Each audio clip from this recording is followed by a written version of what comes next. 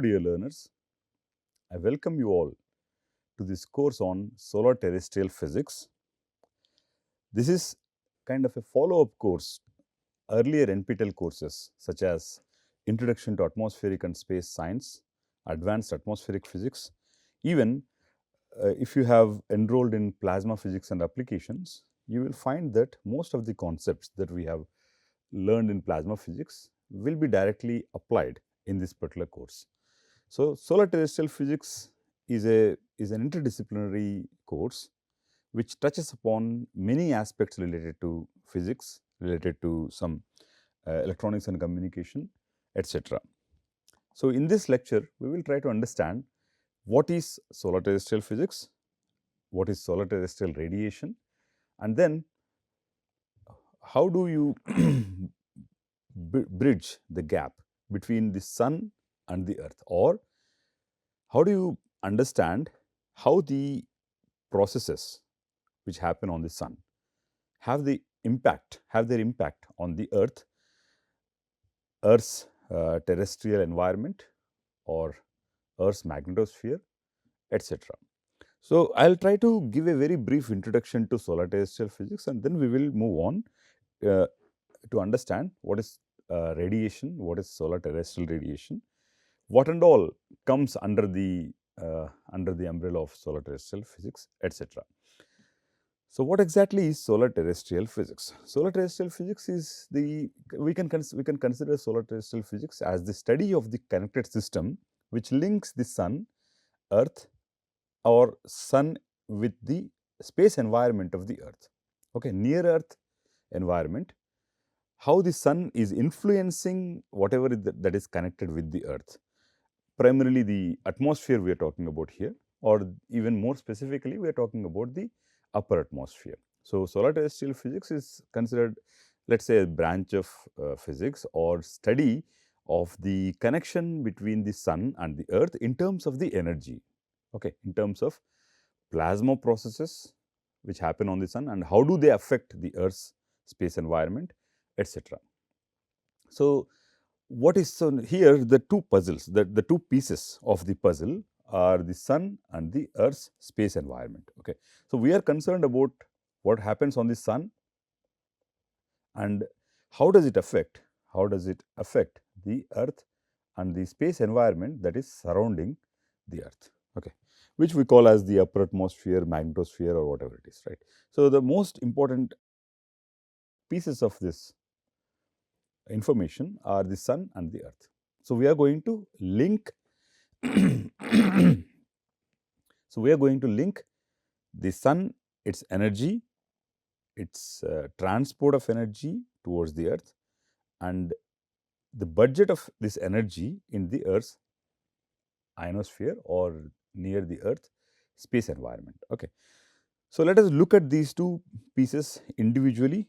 So, earth's space environment is also known as the geospace, okay, which includes the magnetosphere, ionosphere, and the upper atmosphere. So, important information 1, 2, and 3.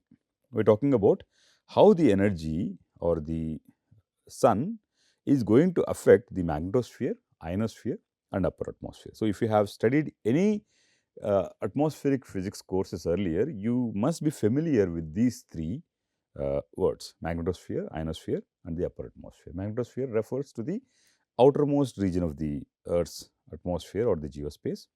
Ionosphere is the upper atmosphere or a specific part of the atmosphere where there is a large concentration of electrons and ions or plasma. Upper atmosphere generally refers to the topmost or the upper part of the Earth's atmosphere. Okay. Now, we are just trying to understand the link between the sun and the Earth's space environment. This space environment constitutes the magnetosphere, ionosphere, and the upper atmosphere. Okay. What is the specific information or what is the specific knowledge that we are going to get out of this by studying this interaction is that it addresses how the events on the sun influence the conditions near the earth. Okay. So, what are the key areas of this study?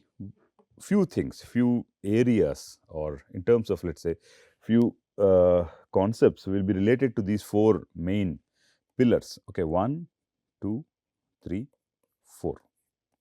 What are those? Let us start from the origin. So, origin of all this influence is the sun, whatever that happens on the sun, because nothing is constant. Sun is not a is not a constant emitter of energy. It emits different magnitudes of energy at different points of time. Okay, so sun is the origin of all the solar activity resulting from the sun, solar activity resulting and including the solar flares, coronal mass ejections, and continuous solar wind, which is driven by the complex magnetic processes on the sun or in the atmosphere of the sun. Okay, so sun is the first piece of this information. Number one, because this is the forcing mechanism. Okay, sun, its activity, its prominences like solar flares, coronal mass ejections, or even the continuous flow of plasma, which is called as the solar wind, is the first piece of this information. Okay, the second thing is interplanetary medium. Interplanetary medium is the space that is in which the entire solar system is situated. Okay, or interplanetary space is basically the void or the space between the sun and the earth, through which these solar prominences or solar flares or coronal mass ejections or any disturbance will propagate to reach the earth. Okay, so interplanetary medium or the interplanetary space is the space between the sun and the earth, or for that matter, if you are talking about terrestrial, not specifically related to earth, if you are talking about terrestrial, you may also refer to the space that is there in between the planets and the sun. Okay, because this is the medium through which the energy is being transported from one point to another point. The first point being always the sun, and the second point is the planet of interest that you are talking about, right? Now, this is the second piece of this information, key area of this study of, or you can also consider these four to be the primary topics of our discussion in the throughout the course. Okay, throughout the course we will discuss these, everything that we discuss will be under the subheadings of these four major areas. Okay, and so it's also in a way it's also something like we are starting from the sun and moving towards the earth, right? Fine. So the third important aspect or third important area of this study or area that this course specifically touches upon is the magnetosphere. So, what is magnetosphere? For the sake of definition, the region around the earth dominated by the magnetic field of the earth, or the sphere of influence where the earth's magnetic field can be felt or can be realized. Okay, this is the magnetosphere. So, this is uh, just a bubble surrounding the earth. Earth now being considered as a dipole magnet, it will have a magnetic field which is falling off from the center at a as a function of 1 by r cube, r being the distance, okay, from the center. So its strength is decreasing. So we consider the magnetosphere of the earth to be that void in the space, that bubble in the space up to which the magnetic field of the earth can be felt, can be realized. Okay, now the size of this bubble of course varies as a function of the pressure of the incoming solar wind, because if the incoming solar wind is very strong, the size will become very small, right? So in a way, this magnetosphere actually acts like a protective bubble, which doesn't allow the plasma, the highly energetic solar wind, to penetrate into the Earth's atmosphere on the whole in general. Okay, so Earth's magnetosphere, for definition, is just the region of influence of the Earth's magnet, okay, dipole magnet, and it is acting like a bubble which protects the life from the harmful solar wind, and then it deflects the solar wind, of course, right? As you are traveling towards more towards the Earth, then you will encounter the ionosphere and the thermosphere. Okay, so thermosphere is considered the topmost part of the Earth's atmosphere. So thermosphere is the region where the temperature steadily increases with respect to height, the topmost layer. And ionosphere is basically that region of the Earth's atmosphere where electrons and ions are present in sufficiently large numbers. Okay. And for the sake of definition, the upper layers of the Earth's atmosphere where interaction with the solar radiation and charged particle create phenomena, many interesting phenomena like aurora, etc. Okay. So ionosphere is where all the action is taking place.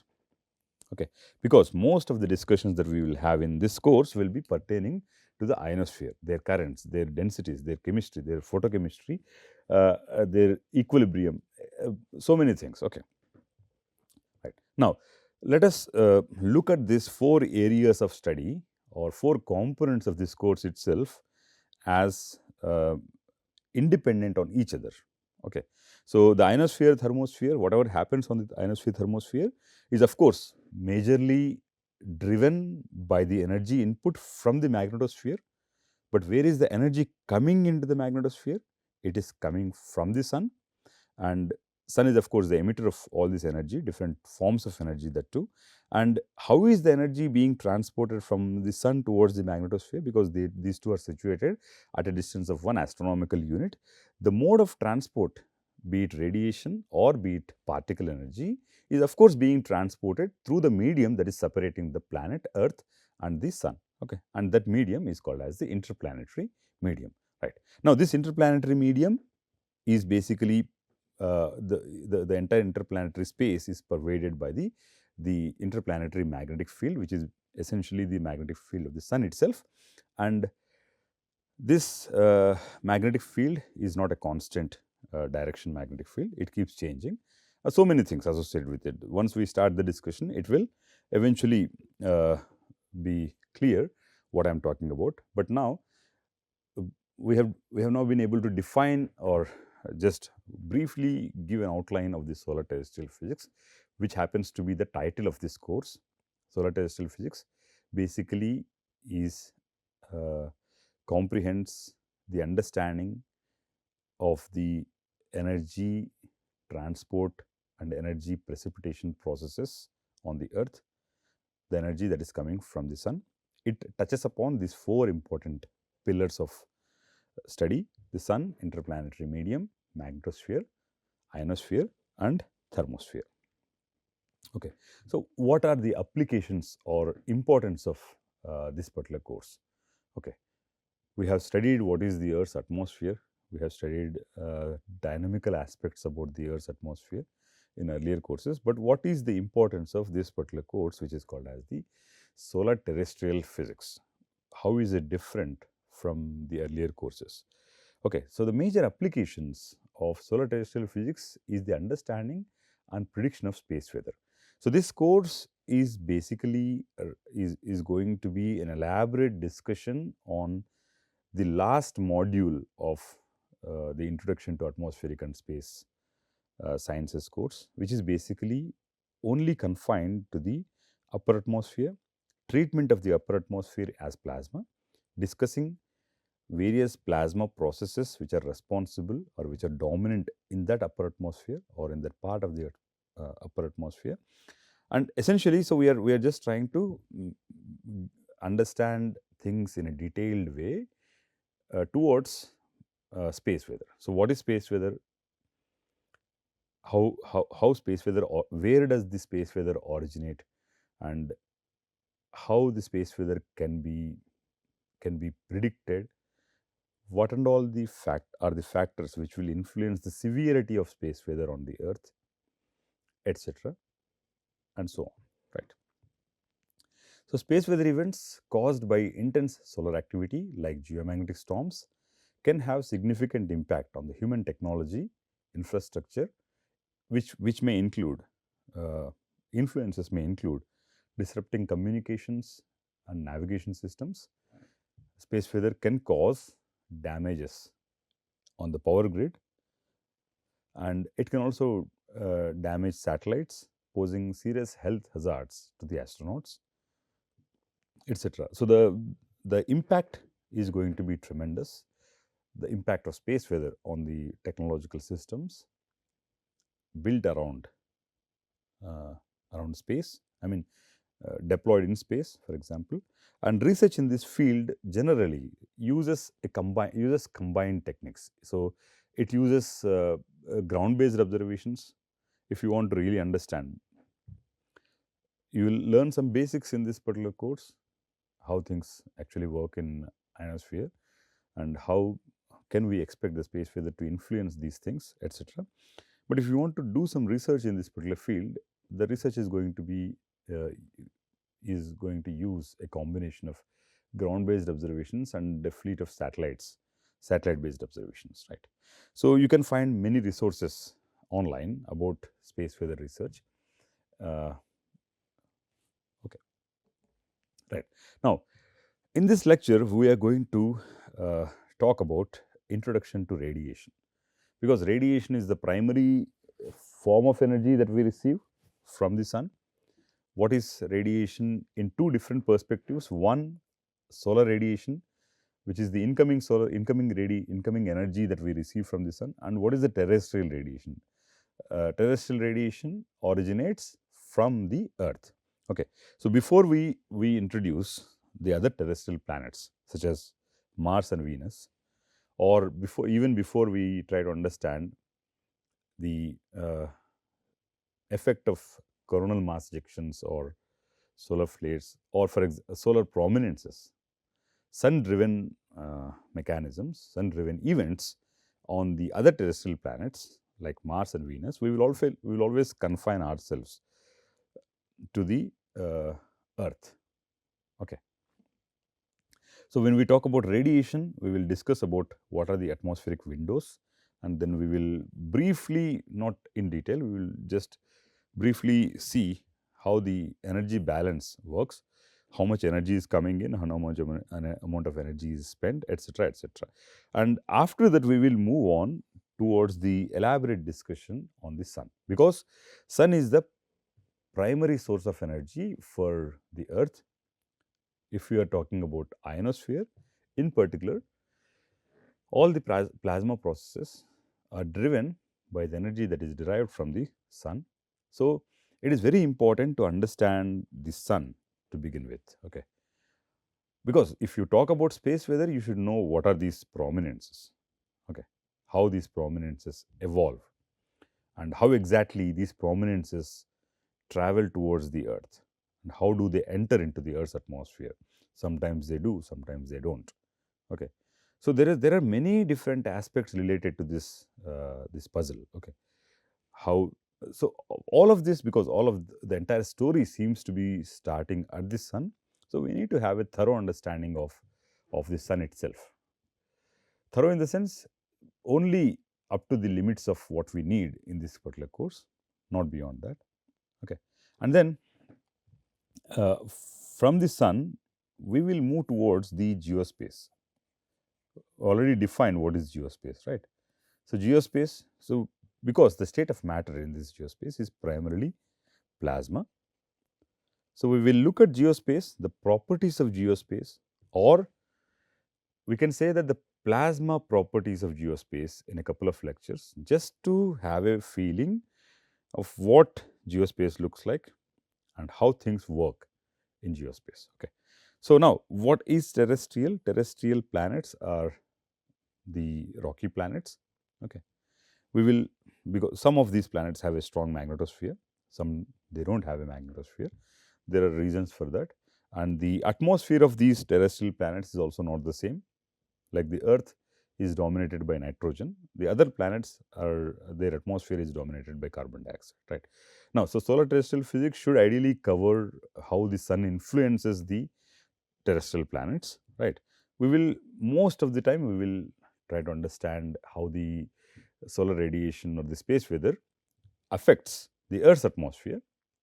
Okay, when I say Earth's atmosphere, we are looking in detail about each and every aspect. How does it affect the ionosphere? How does it affect the ionospheric densities? Okay, how does it affect ionospheric conductivity, etc., etc. Right. Now, moving on. So this is the basic atmosphere that we are very familiar with.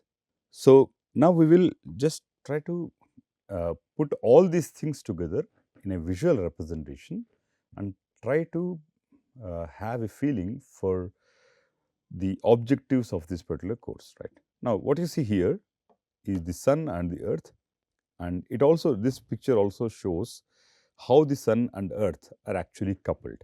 Okay, so this picture, what I call is the sun earth interaction. Okay, now this course, the objective of this course is to understand these things pertaining to the sun, some aspects about solar physics, how these coronal mass ejections, sunspots, solar flares, etc., originate. So, meaning, what is the mechanism in which, by which these prominences are created? Okay, number one, and then we will try to understand how these coronal mass ejections or the energy associated with these particles travels towards the Earth in the interplanetary medium, and when it enters the Earth's atmosphere, it first encounters the magnetosphere, and then it enters towards the upper atmosphere, right? So this is the complete picture, which I think captures the fundamental essence of this course, right?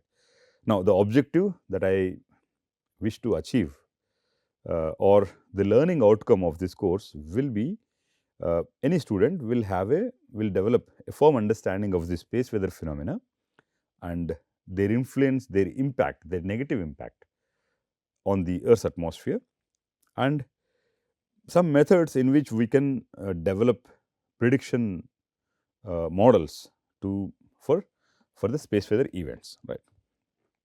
Right. Now, let us talk about, let us start from the basics, which are this is the familiar thermal structure of the Earth's atmosphere. Okay, what you see here, the red curve is the variation of temperature with respect to height. Height represented on the y-axis, and on the x-axis you have the temperature. So, temperature decreases first, and then it increases, and then decreases, and then it keeps increasing in the thermosphere.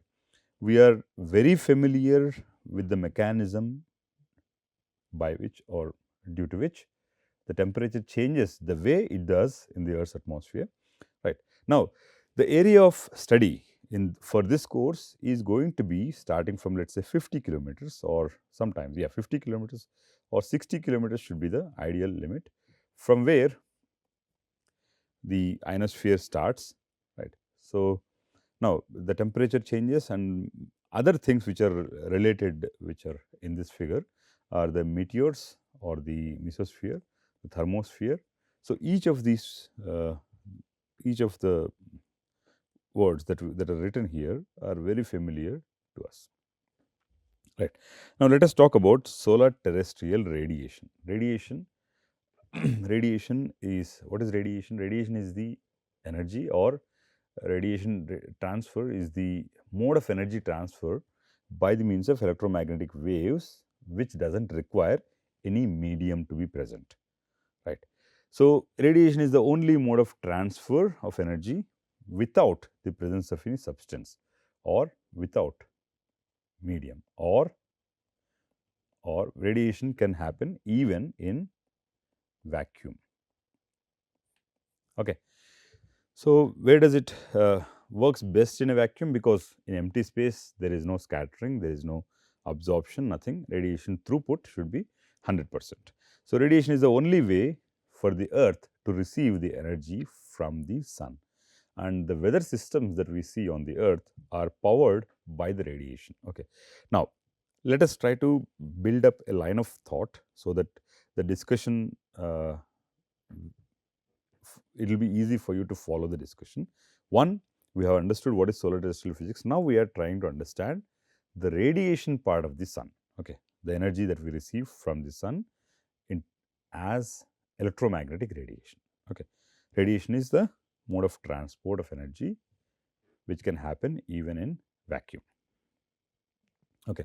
Now, from the sun and earth geometry, we know that there are going to be spatial and temporal variations of the receipt of energy or radiation at the top of the atmosphere. So, we are expecting the sun solar radiation to be received on the earth, and depending on the sun and earth geometry, the way Earth is orbiting the sun, okay, on the orbit, etc., its inclination and the actual tilt of the Earth, there are going to be spatial and temporal variations of receipt of radiation energy.